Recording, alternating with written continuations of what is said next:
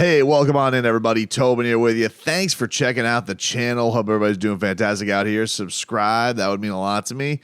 Also, subscribe to the Tobin and Leroy Show, which you could watch every single weekday on YouTube and Twitch. Miami 560 WQAM. That is the channel where you can find us, the home of the Miami Heat on the audio experience with Jason Jackson.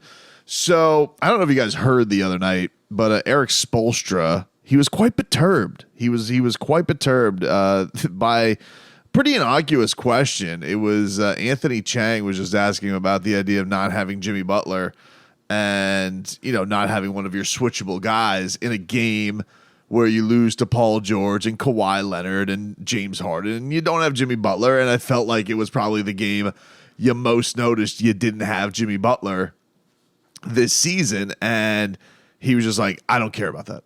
I don't care about that. And just very in his maniac, super competitive way, was just not wanting to hear the excuses about anything with this performance. Switch colors. I don't care about that. No, I don't care about that. How do you feel you guys fared as far as just the switching defense with Bam kind of leading the charge there? No, we did not do well. No. And that was it. And he was not pleased. He's just like, well, we do not do well. And, that's that with how he felt about it. But this is one of those things. First of all, it's a West Coast trip. I want to pull back. I want to play a little perspective game. Now, they get drubbed by the Lakers tonight. Maybe I'll feel different, but I do want to take it back and just realize this is a West Coast trip. They're taking on a good amount of quality teams. And, you go at these things and you're like, you go 3-2 on these, you're sitting pretty. So you got to win the next two. If you go 2-3, not great, but you'll take it and then you come home. Like that's just usually how the West Coast trip. You want to kind of just avoid a 1-4 disaster. That's what you'd like to avoid. And especially when you're shorthanded, you don't have Jimmy Butler. I know that everybody likes to rally around. We have enough. Sometimes you don't. But I did want to talk a little bit about Jimmy because I am wondering if the light is at the end of the tunnel when it comes to his injuries this year. Because Jimmy Butler, for his minutes and where he's at, he is right in line with where he is usually at minutes, just under 34 minutes a game. That has basically been his game average since he has donned a Miami Heat uniform. He has been at about 33.8, 33.6, 33.9, 33.4, 33.6 this season. That is what he averages a game. His shots per game, his field goal attempts per game, 13, 14, 14 and a half, just under 14 this year. Free throw attempts for his years in Miami, it's 7.6, 6.9, 6.9, 7.4, 7.1. Like Jimmy Butler is like right in line with all of his numbers, which makes you feel like, okay. Because I was sitting here and I'm wondering, like, is Jimmy behind? Is he below? And honestly, the biggest thing that you can notice with Jimmy is he's taking more threes this year. He's shooting them at a little bit better of a clip. He's shooting just around 38% from 3-point range, taking a couple a game. So that's a little bit different from what we've seen with Jimmy. He's typically, that's just completely out of his tool bag when it's the regular season. But when it comes to Jimmy Butler in games, this is usually the pattern. And it's usually he's going to miss about 20 games a season, depending. Maybe, the most he's missed with the Miami Heat was 25 2 seasons ago. That was the most he missed. Last year, he missed 18. Before that, in a 72-game season, he missed 20. And in a 73-game season, he missed 15 games in his first season with Miami. So it's about 20 games a season is what Jimmy's usually going to sit. But here's a fascinating thing about it. You could throw now the one that you could throw this out is his first season with Miami. He missed most of his games after the halfway point, and in that season would have been the 36-game mark.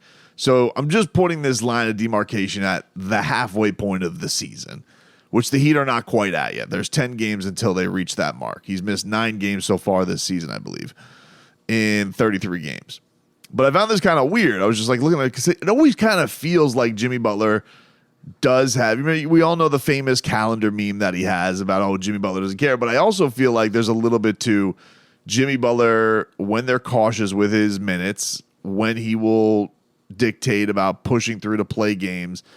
And then, when it's time to ramp things up, usually there'll be a little bit of a minutes restriction on him. And then it's all being ready for the postseason. So this was just something I kind of thought. I didn't know. I don't want to call this a deep dive. I call it it's more like a snorkel. It's more like a Tobin snorkel. Kind of like perused around the numbers. I don't want to say like I deep dove and these were the injuries and this is the MRI and this is what he had wrong. But this is Jimmy Butler in his time with Miami. His first season, he played 58 games. So he missed 15 games. Obviously a very weird season. That's the first year with the Miami Heat. It's a COVID season. It ended at 73 games. There's a break there in between. At one point, Jimmy Butler, to start his Heat career, he missed his first 3 games because of the birth of his child. And this was the one year where he missed the majority of his games after the halfway point. He missed 10 games after what would have been the 36-game mark that season, okay? The next season was a 72-game season because of the quick COVID turnaround. Now, Jimmy Butler missed 20 games this season, but he missed 12 of the first 18 games that year. And he missed 14 of the 20 games before the halfway point. So it was one of these things where he had a lot of injuries. He had what was it? It was 2021. We're talking 2021. So this would have been the 2020 first. They started at Christmas, so it's a little bit like all of a 2021 season, to be honest with you. And dealt with a lot of foot, knee, did have a health and safety protocol. It seemed like it got everybody. But that's the other thing with Jimmy is like a lot of these injuries are always like foot, ankle, knee. Never is like it's always a soreness, tendonitis. Never seems like it's thankfully a major injury. The one that I remember that really took him out for a while was the next season. And that was he was dealing with an ankle injury that really got him. And then he comes back from the ankle injury 2 weeks later and then hits his tailbone and he's out for a while on his tailbone. So that really hurt him. But then, so anyway, 2021 season, this is the COVID season, post bubble. He missed 14 of his 20 missed games were before the halfway point. Only missed 6 games the rest of the way. That was once he got healthy, one of his best Heat regular seasons, honestly, where he was playing balls out, really was like the only thing keeping the Heat afloat. Probably the worst roster construction around him. That was the Jim VP campaign where I just wanted him to like get votes. And I thought Jimmy just really kicked ass once he got into gear that season. The next year was the year that he missed the most Heat games, 25 games. But he missed 18 games before the halfway point of that season. That was what I was just talking about. The tailbone injury, the ankle injury that took out the majority of that first half of the season, which would have been a full 82 games. So nearly missing, half of the first half. And then after that, for the remaining 7 games, he missed 4 games that were second night of a back-to-back. So the Heat were clearly monitoring games and, some knick-knack injuries around. That would have left 3 games over, little knick-knack injuries. And then we have last year where he missed 18 games. 14 of those were before January 1st. So it was so basically 14 games before the halfway point of the season, and then 4 games just the rest of the year. Why the hell did I bring this up, and why did Tobin do a non-deep dive snorkel into Jimmy Butler's injuries? Because we're almost upon the halfway point of the season, and true to Jimmy's form, he's kind of on the same trajectory of missing games. And I do feel like once we get over the hump, I'm hoping, because Jimmy Butler, if you look at all of his numbers, he's kind of a cyborg, but he's a cyborg that deals with some maintenance issues. He does. And this is all in a preparation to get him ready for the regular season. Typically, once you hit that halfway point of the season, Jimmy Butler plays a lot more games. He does not miss a lot of action once you get past the halfway point of the season, which we are coming up at. We'll be officially at around, when do we get into that? Game 40. Let's see, ESPN schedule. ESPN, Miami Heat. We're getting to the halfway point of the schedule where we're at. We're at 33 games right now. 34, 35, 36, 37, 38, 39, 40, 41. So the 41 mark will be January 17th at Toronto. Now, I don't know how long Jimmy Butler's going to be out. You know, this, remind you, this was kind of this is almost like the tailbone thing a couple seasons ago where, like, he was dealing with something. He was dealing with a calf injury, and then he immediately gets hurt on the foot. So it's just like, all right, that's not great. He's not available for the Lakers game. But I was hoping because, see, a lot of people were getting down. They're like, oh, this roster, what are the Heat going to make a move? People getting antsy. And I get it. Like, you haven't had, this has been the odd season where you've had time without Bam, time without Tyler, and a lot of Jimmy Butler. And then those two guys come back, and then Jimmy Butler gets hurt immediately.